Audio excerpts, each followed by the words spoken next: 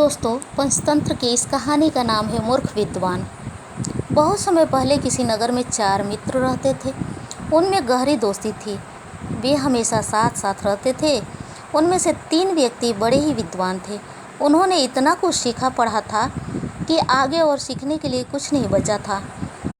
परंतु इतने पढ़े लिखे होने पर भी उनमें सामान्य बुद्धि बिल्कुल नहीं थी। इन तीनों के विपरीत चौथा इतना पढ़ा लिखा तो नहीं था, पर उसमें अक्ल और समझ कूट कूट कर भरी थी।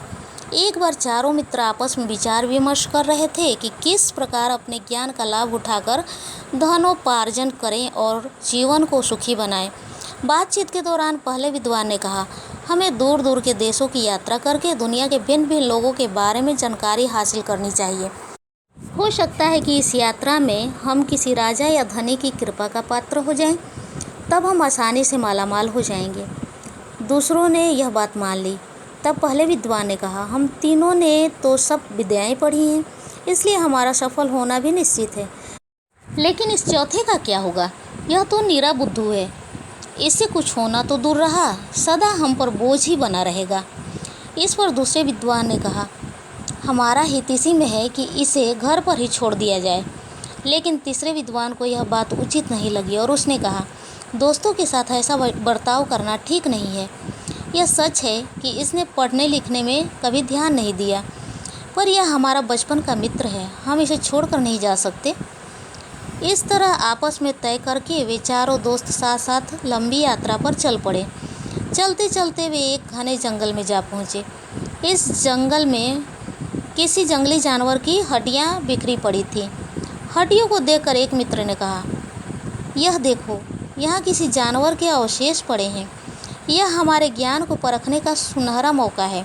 आओ हम इस जानवर को जीवित कर दें। इस पर पहले विद्वान ने कहा, मैं इसकी हड्डियों का ढांचा तैयार कर सकता हूँ। दूसरा बोला, मैं उसमें मांस, मज्जा और रक्त भरकर चमड़ी चढ़ा दूँगा। तब तीसरे विद्वान ने कहा, मैं इसमें प्राण फूंक सकता हूँ। फिर क्या था? पहले ने हड्डियों को जमाकर ढांचा तैयार कर दिया।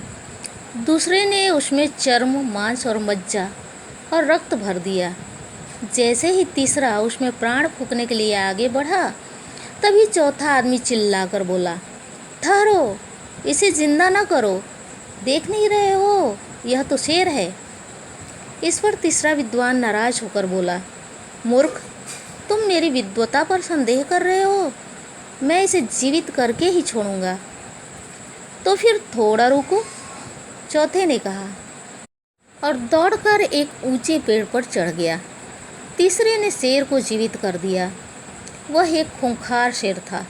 जीवित होते ही उसने तीनों को सामने देखा। वह दहाड़कर उन पर झपटा और तीनों को मार डाला।